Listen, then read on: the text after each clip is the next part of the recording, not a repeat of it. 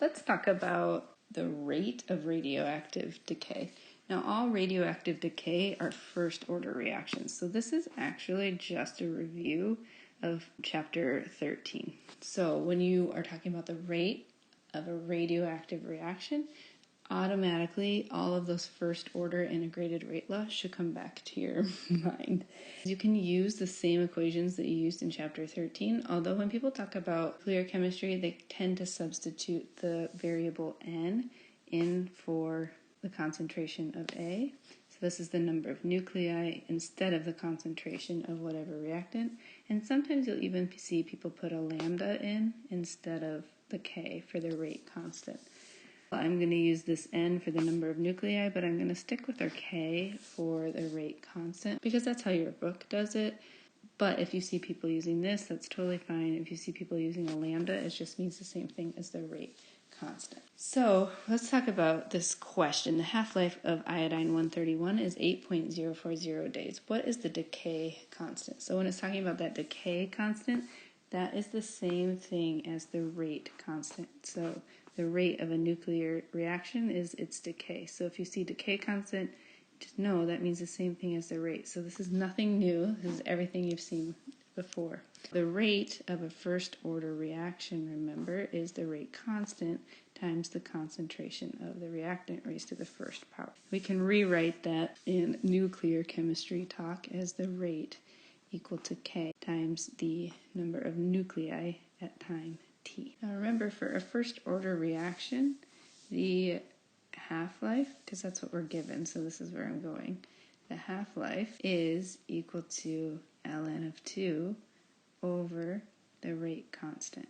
So for a first order reaction, this is the half-life equation. Remember, you can derive those half-life equations from the integrated rate law, but you only need the first order one when we're talking about radioactive decay. Then we want to know what the decay constant is, that's K, so we can rearrange this equation for K. It's going to give us the ln of 2 over the half-life. We already have the half-life, ln of 2 is just a number, and so we would put the ln of 2 over our half-life, 8.040 days, which gives us a rate constant or a decay constant of 0.08621 disintegrations per day. You might want to write this inverse days, but because we're talking about nuclear chemistry, you may see people write it as disintegrations per day. So that's the number of nuclei that would disintegrate every day of iodine-131. So that's the decay constant, check. The second part of this question is, what is the activity of a 3 milligram sample in curies? Now, activity is another word for rate. So we have all of the same math, but we just have new terms. So if you learn the new terms, then all of this should hopefully feel very familiar. So we want to know, what is the activity of a 3 milligram sample in curies, which is the same as asking what is the rate of a 3 milligram sample.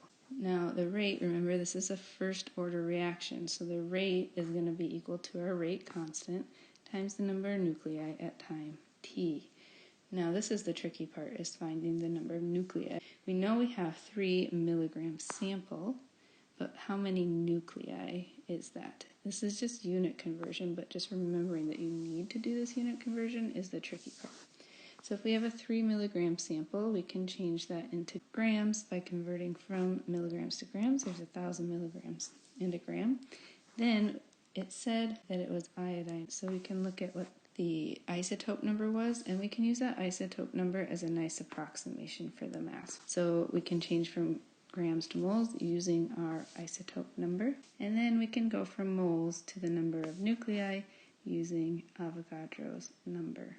Remember, nuclei and disintegrations mean the same thing as far as the units go, so we can tell how many disintegrations we have. So you can just multiply that out and you get 1.379 times 10 to the 19th nuclei.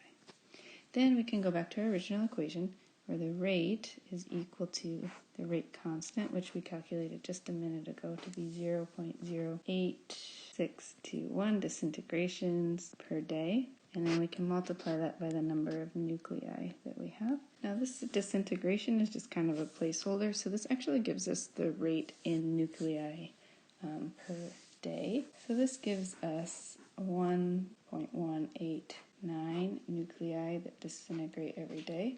The question asks us to find this in curies, so we want to convert from nuclei per day into curies.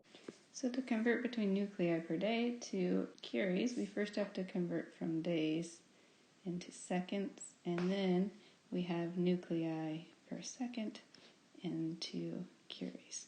To go from days to seconds, if you multiply 60 seconds in a minute times 60 seconds in an hour times 24 hours, you get 86,400 seconds in one day. And then the conversion between nuclei per second, or disintegrations per second, same thing, is 3.700 times 10 to the 10. Nuclei per second is 1 curie. If we multiply all that out, you would see 371.9 curies. And then the last thing that we always do is check our significant figures. When we started this calculation, we had just 2 significant figures, and so we should round this to 2, meaning we have 370 curies. That rate, or you could call it the activity.